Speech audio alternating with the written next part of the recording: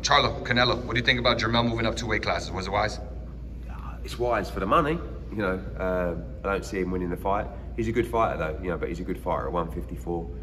A lot of these fighters, I had it with Kell Brook, you know, he couldn't really make 147, and we just felt that at 160 he would actually really suit him, but unfortunately he boxed Gennady Golovkin, and I think Charlo will be competitive early, but I think he'll get stopped. Got it. Does this mean Charlo's vacating at 154? Or I don't know. I mean, I think there's a lot of people sniffing around those belts saying you haven't boxed for however long. You shouldn't really have these belts anymore. So we'll see what happens. Got it. What do you think the path for Canelo should be from here? So he beats, let's say he records a victory over Jermell Charlo. I guess he's going to fight the other Charlo. The other Charlo? After that, and then maybe he's free after that. You know, I'm not too sure. Got it, got it. Teofimo, he stated today he was going to keep the WBO belt. Last time we spoke, he said he retired. He called out Devin. Devin accepted the challenge on Twitter. You said fights don't get made on Twitter. And I know you said a little bit before, you know, you don't really see it being made. That was my next question, so I'll skip that. My question is, just throwing it out there, possibility, they fight. What do you think happens in a fight between Theo and Devin? Good fight, good fight. Devin's tough to beat, very skilled. Teofimo's hit and miss, isn't he? You know, I promoted his fight against Kambosos.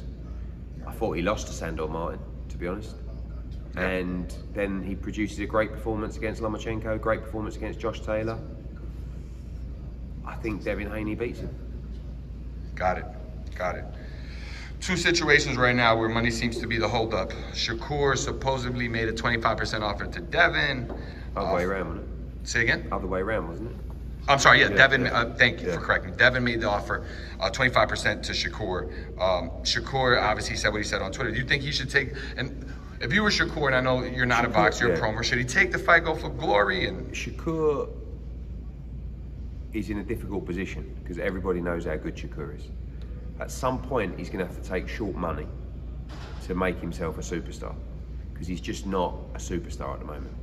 In my opinion, he's not promoted correctly. I don't think he has any draw power, or the draw power that he should have, that his ability lends itself to. And sometimes you have to call someone's bluff and take the fight, you know? It's a bit like when Tyson Fury said, all right, Usyk, I'll give you 30%. And Usyk went, okay. Yeah. And then Tyson Fury went, what? and that's really, you know, I think if Shakur Stevenson turned around and went, all right, I'll take 25%. I'm still not even sure that fight would get made. So call his bluff. Gotcha. Apparently, Shakur wrote a letter to WBC to force them to name him as the mandatory opponent for a Haney'S WBC belt. 50-50 split or something like that. Yeah. Do you think the WBC honors his request? Should do. Yeah, I think Devin's due a mandatory, but the mandatory will come at 70-30. There you go. There you go. Okay, cool. Deontay Wilder. He's saying Andy Ruiz should accept his offer, 70-30. Is Ruiz not wrong for the same scenario, right? For accepting what he's offered? Yeah, is he being lowballed? All these things, it comes down to if you think you can win the fight. Like, what is the right split for Wilder Ruiz?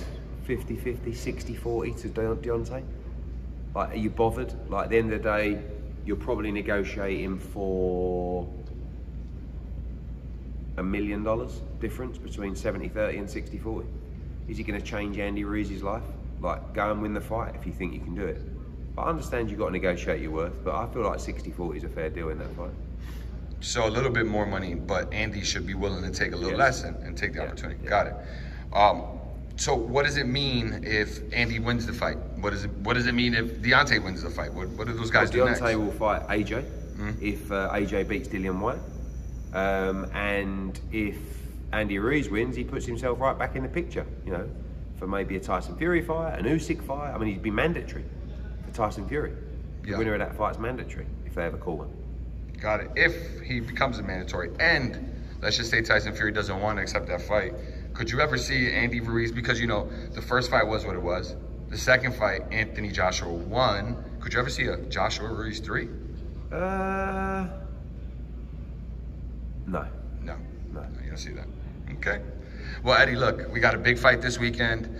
You know, an exciting card besides Baumgardner. We also have Andy Cruz making his debut. Yeah, it's an exciting fight. Why should the fans tune in? I think it's a great fight. I mean, we've seen so many tremendous women's fights lately. I think this will be another one, in all honesty. You know, we've seen Taylor Serrano, saw Serrano Cruz, saw Shields against Marshall was a good fight, Alycia against Michaela Meyer. I think this fight could top them all. They'll go at it from the first bell. I think it'll be a fun night. Tune in, live on DAZN. Thank you.